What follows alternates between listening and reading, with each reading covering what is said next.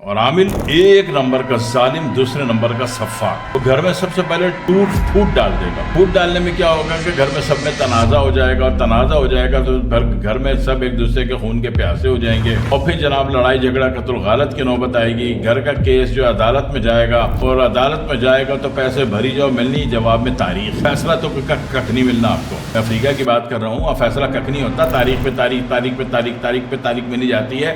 اتنے میں جادو ٹونا اپنا کام کر رہا ہوتا ہے اور قتل و غارت شروع ہو چکا ہوتا ہے۔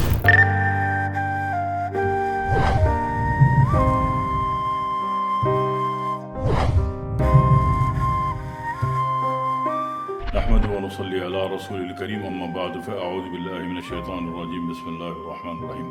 السلام علیکم ورحمۃ اللہ وبرکاتہ۔ گھریلو امور، گھریلو تنازعات، گھریلو ناچاقی سے متعلق انہوں نے ارشاد فرمایا، تو اس کے ذیل میں آپ کے حضور میں کچھ عرض کر دوں کہ سب سے پہلی بات یہ ہوتی ہے کہ نبی اکرم صلی اللہ علیہ وسلم نے فرمایا تھا، جس کا مفہوم ہے کہ شادی کرو، نئی بستی آباد کرو۔ شادی کرو، جوڑا جو ہے اپنا نیا گھر لے، کرائے پہ لے، چھوٹا سے لے، ٹوٹا پوٹا لے، بعد میں بنا لے، پھر اللہ سے مانگ لے، پلاٹ لے، گھر پہ اس کو بنائے اور شفٹ ہو جائے۔ ٹھیک ہے جی، ایک اصول ہے۔ حضرت فاطمہ الزہرا علیہ السلام کا بھی اپنا ذاتی گھر نہیں تھا پہلے۔ شادی کے بعد حضرت علی اور حضرت فاطمہ الزہرا علیہ السلام نے گھر کرائے پہ لیا تھا، رینٹ پہ لیا تھا، اور وہ رینٹ کا گھر تھا، ٹھیک ہے۔ لیکن بعد میں جب حضرت فاطمہ الزہرا علیہ السلام نے فرمایا کہ یا رسول اللہ، میں آپ کے گھر کے قریب رہنا چاہتی ہوں، تو ایک صحابی تھے جن کے 70-80 گھر کرائے پہ چلتے تھے، تو جب ان کو پتہ چلا تو انہوں نے وہ گھر ان کو ہبا کر دیا، گفٹ دے دیا، ہدیہ میں دے دیا، دان کر دیا۔ تو یہ اپنا تو ہو گیا، لیکن اس سے پہلے شادی کے بعد کرائے کے گھر میں رہتے تھے، ٹھیک ہے، یعنی الگ رہے نا، صحیح، شادی کے بعد الگ رہے۔ تو پہلے تو کوشش کریں کہ بچوں کو آپ پاؤں پہ کھڑے ہوں، اور ان کے شادی سے پہلے ان کا کوئی چھوٹا سا گھر، چھوٹا سا پلاٹ، فلیٹ وغیرہ کا بندوبست ہو، وہ شادی کر کے آگے موو کریں۔ یہ گھر میں باندھ کر کے نہیں رکھیں۔ اگر آپ سوچتے ہیں جی بچوں کو سب کو میں باندھ کے رکھوں گا، تو سمجھ لیجئے کہ آپ اپنی بیٹی سے پوچھئے کہ اس کے سسرال میں جو گھر میں ہر وقت کوئی اونو کوئی پونو آ رہا ہوتا ہے، تو بچی ہر وقت سب کی خدمت میں صبح سے رات تک ایک ٹانگ پہ کھڑی ہوتی ہے، اس کا جینا جہنم ہوتا ہے نہیں ہوتا؟ اپنی بیٹی سے پوچھ کر اپنے گھر کے حالات مینیج کیجئے، ٹھیک ہے۔ بیٹی آپ چاہتے ہیں کہ اکیلی رہے، گھر میں اس کا راج ہو، تنہا رہے، کوئی اس کو ڈسٹرب کرنے والا نہ ہو، اور بیٹوں کی جو بہویں اور بیٹے ہیں آپ اس کو باندھ دیتے ہیں کھوٹے سے، ٹھیک ہے۔ یہ ایک بات آپ غلط کرتے ہیں۔ دوسری بات ہوتا ہے کیا ہے کہ بہو کی پوری کوشش ہوتی ہے کہ بھائی شوہر الگ سے گھر لے لے، بے شک ٹین کی چھت ہو، کھپریل کی چھت ہو، مگر الگ گھر ہو، تاکہ وہ اپنی زندگی آسانی سے گزار سکے، جب چاہے تھکن ہو جائے تو وہ لیٹ سکے، ٹھیک ہے نا۔ تو ایسا نہیں ہوتا۔ اب وہ ہر وقت سسرال میں سر میں چادر اور روبٹہ ڈالے پھر رہی ہے، اس کا جینا آرام ہو گیا۔ کسی کا کوئی بھی رشتہ دار آیا، بہو نے اس کو منہ دینا ہے، چائے دینی ہے، اس کا ناشتہ کرنا ہے، اس کے سامنے مسکراہٹ سے، بے شک مصنوعی مسکراہٹ ہو، اندر سے لعنت بھیج رہی ہو مارے تھکن کے، لیکن مصنوعی مسکراہٹ سے اس کا استقبال کرنا ہے۔ تو یہ بہوؤں کی زندگی آپ نے جہنم کی بھی، آپ ختم کریں نہیں، تو پھر بہو پہلے شوہر سے مطالبہ کرتی ہے کہ بھائی الگ گھر لے لو، چھوٹا سے لے لو، مگر الگ لے لو، ہم آزاد اپنی زندگی گزاریں۔ ہر وقت سر میں چادر لے کے پھر رہی ہوں، ساروں کے مہمان کو میں اٹینڈ کر رہی ہوں، میں انسان کی بچی ہوں، روبوٹ کی بچی ہوں۔ اپنے گھر میں اپنی مرضی سے سو کے اٹھتی تھی، یہاں صبح اٹھو تو رات تک 2 ٹانگ پہ کھڑی رہو، 1 ٹانگ پہ کھڑے رہو۔ تو پہلے بہو شوہر سے ریکویسٹ کرتی ہے، پھر اگر وہ شوہر اپنے ماں باپ سے کہتا ہے اور وہ مان لیتے ہیں تو ٹھیک ہے، اگر نہیں مانتے تو پھر بہو کو مجبوراً عاملوں سے رابطہ کرنا پڑتا ہے۔ اور عامل ایک نمبر کا ظالم، دوسرے نمبر کا سفاک۔ وہ گھر میں سب سے پہلے ٹوٹ پھوٹ ڈال دے گا۔ پھوٹ ڈالنے میں کیا ہوگا کہ گھر میں سب میں تنازع ہو جائے گا، اور تنازع ہو جائے گا تو گھر میں سب ایک دوسرے کے خون کے پیاسے ہو جائیں گے، اور پھر جناب لڑائی جھگڑا قتل غارت کی نوبت آئے گی۔ گھر کا کیس جو عدالت میں جائے گا، اور عدالت میں جائے گا تو پیسے بھری جاؤ ملنی، جواب میں تاریخ۔ یہ بنیادی حقائق کو آپ سمجھیے، غور کیجیے، ایک بات۔ دوسری بات یہ ہے کہ گھر میں اگر ہر بڑا ہر بچے کو، اپنے داماد کو اور جناب والی بہو کو اگر بیٹے اور بیٹی کی طرح سینے سے لگا کے رکھتا ہے تو بھی گھر کا ماحول اچھا رہتا ہے۔ اسی طرح بہویں وہ چاہتی ہیں کہ جاتے ہی ہمارے ایٹیٹیوڈز، ہماری سیلف رسپیکٹ ہو، تو یہ بڑی غلط اور گھٹیا اور نیچ سوچ ہے کہ میری سیلف رسپیکٹ ہو۔ نتھنگ۔ آپ دوسروں کو عزت دیں، جواب میں عزت ملے گی۔ آپ بینک کو پیسہ دیں گے تو جواب میں پیسہ ملے گا نا۔ آپ بینک کو پیسہ دیں نہیں اور بولے بینک مجھے پیسہ دے، بینک پاگل کا بچہ، اس کا گاٹ تھپڑ مار کے باہر پھینک دے گا آپ کو، ٹھیک ہے۔ دیں گے تو ملے گا، نہیں دیں گے تو نہیں ملے گا. آپ سب کو عزت دیں, سب کا احترام کریں, ہر بڑوں کا, جیسا کہ نبی پاک کا حکم ہے, بڑوں کی عزت کرنی ہے, ادب کرنا ہے, بچوں کے ساتھ شفقت سے پیش آنا ہے. 4 مہینے بہویں جو ہیں گھر میں سب کی عزت کریں, اور جناب علی دن کو دن, رات کو رات, رات کو بولے دن, بولو ہاں ٹھیک ہے, دن کو بولے رات, بولو ہاں ٹھیک ہے. 4 مہینے میں کہیں جا کے ایک پروبیشن ٹائم پیریڈ ہے کہ اس میں گھر والوں کے دلوں میں اس کی جگہ بن جاتی ہے. پھر اس کی حکمرانی, اس کی مرضی, اس کی پسند اور ناپسند کی خواہش کا احترام کیا جاتا ہے. تو اس پروسیجر میں 4 مہینے لگتے ہیں. جاتے ہی بولو جی سیلف ریسپیکٹ, پہلے میری عزت کرو, تو یہ غلط بات ہے, یہ نبی کے حکم کے خلاف ہے. نبی اکرم صلی اللہ علیہ وسلم نے نہیں پسند فرمایا کہ میری آمد پر کوئی کھڑا ہو.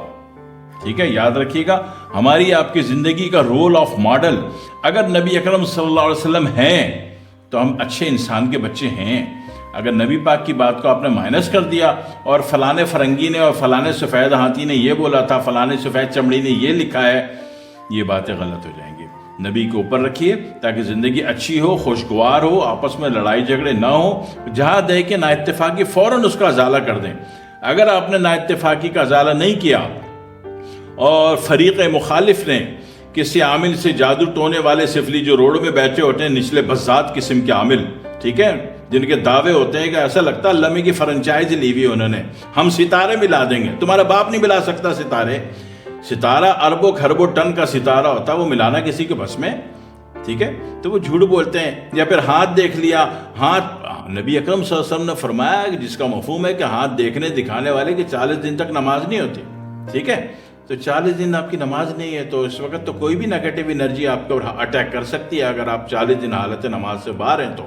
ٹھیک ہے, مصیبت بڑھے گی ہاتھ دکھانے والے کی. دعوے بہت کرتے ہیں کہ جناب فلانے نے فلانے کا ہاتھ دیکھا, فلانے صاحب انہوں نے سب افریقہ کے سارے صدر کا, وزیروں کا, جرنیل کا ہاتھ دیکھا اور یہ بتایا وہ بتایا.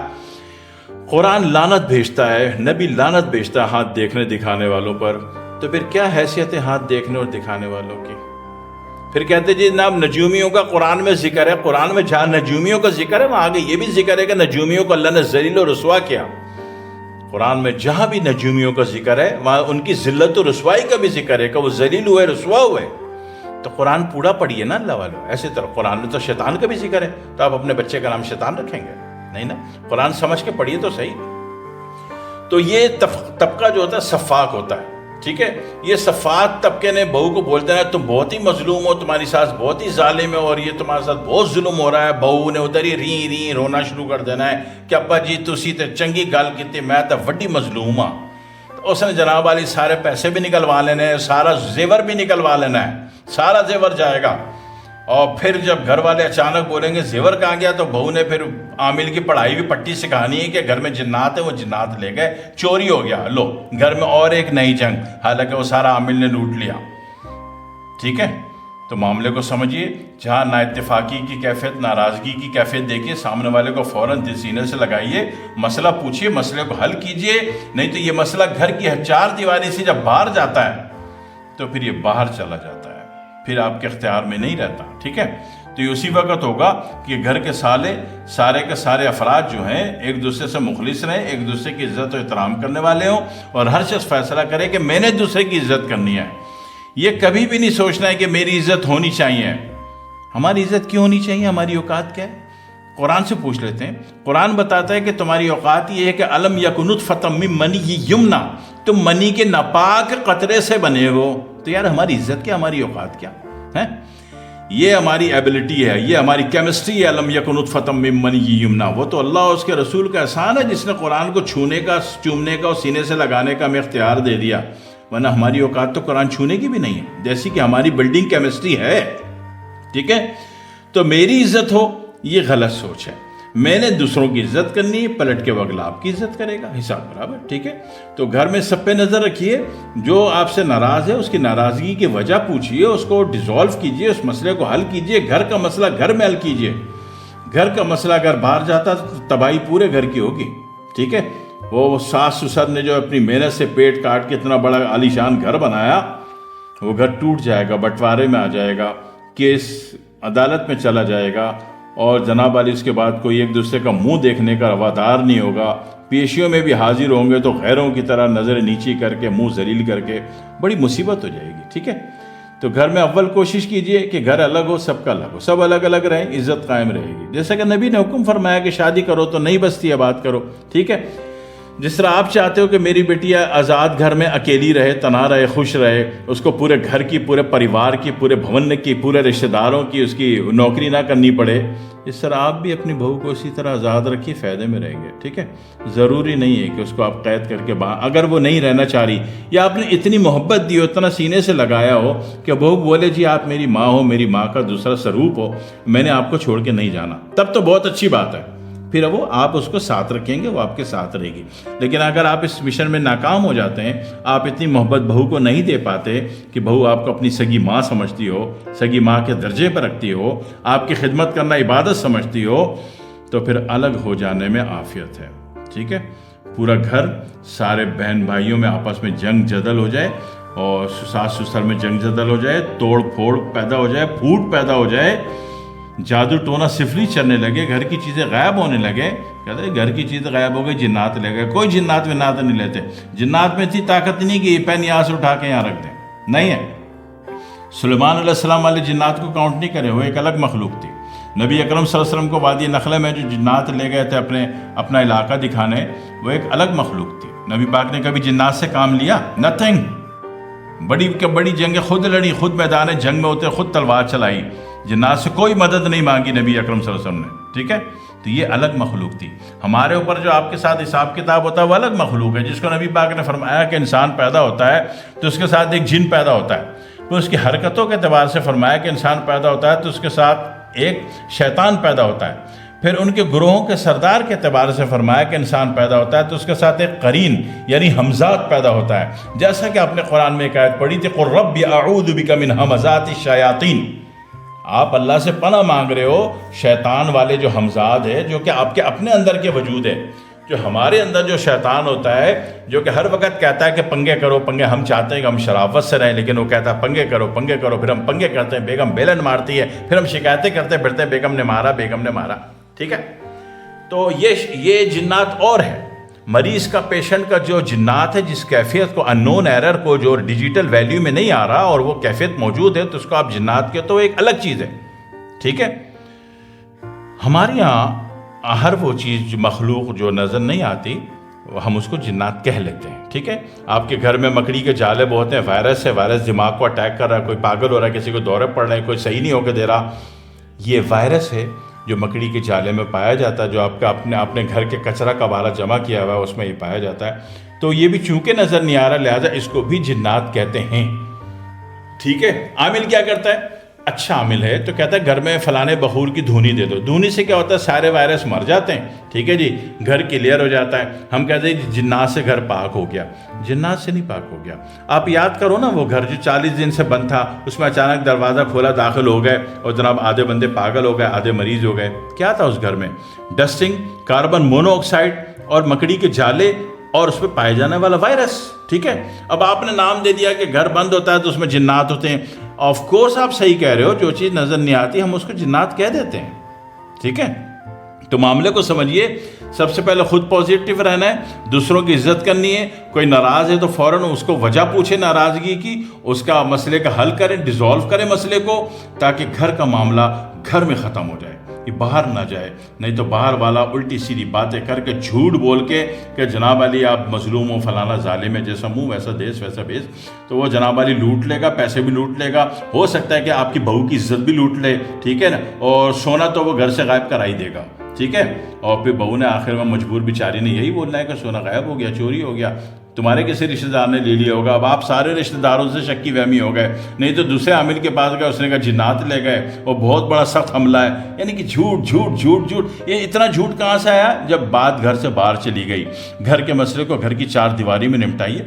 بڑوں کا ادب کیجیے، چھوٹوں سے شفقت کیجیے، اور سیلف رسپیکٹ بالکل کانسیپٹ غلط ہے. دوسروں کی عزت کیجیے، بدلے میں اللہ آپ کو عزت دے گا. اللہ نے وعدہ کیا ہے کہ هل جزاء الاحسان الا الاحسان، یہ اللہ کا وعدہ ہے. ٹھیک ہے، تو اللہ کا وعدہ اسی وقت پورا ہوگا جب آپ دوسروں کے ساتھ نیکی کیجیے، تو نیکی لوٹ کے پلٹ کے آپ پاس آئے گی. وہ بھی پازیٹیو ہو گیا، آپ بھی پازیٹیو ہو گئے، اور گھر میں امن خوشحالی قائم رہے گی. ایک بات، آخری بات، گھر میں صفائی ستھرائی کا انتہائی اعلیٰ درجے خیال رکھیے. گھر میں جتنا بھی کچرا کبارہ، فالتو فرنیچر، کتابیں، کاپیاں، جوتے، چپل، کپڑے سب اٹھا کے باہر پھینک دیجیے. گھر جتنا ہلکا ہوگا صاف ستھرا ہوگا اور گھر پرامن ہوگا. گھر میں جتنا اپنا کچرا کبارہ بڑا ہوگا, نہیں تو یہ میرے دادا کی نشانی ہے, یہ کرسی میری نانی کی نشانی ہے, یہ میری فلانی کی نشانی ہے, یہ نشانیاں کھا جائیں گی آپ کے گھر کو. یہ جہاں جس کمرے میں پڑی ہے, ٹھیک ہے نا, وہاں پہ مکڑی کا جالا لگے گا, وہاں پہ اس میں وائرس پیدا ہوگا, وائرس جو ہے دماغ میں غلط کمانڈ دے گا, ٹھیک ہے, اور پھر ایسی تیسی پھر دے گا. تو گھر میں کچرا کبارہ سارا غیر ضروری چیز ہے, ہر وہ چیز جو استعمال میں نہیں اٹھا کے باہر پھینکو. گھر صاف رکھو, دل صاف رکھو, دماغ صاف رکھو, نیت صاف رکھو, گھر کو قائم رکھو, گھر کی بات گھر کے اندر حل کرو. اللہ سب اچھا کر دے گا انشاءاللہ. السلام علیکم ورحمۃ اللہ وبرکاتہ.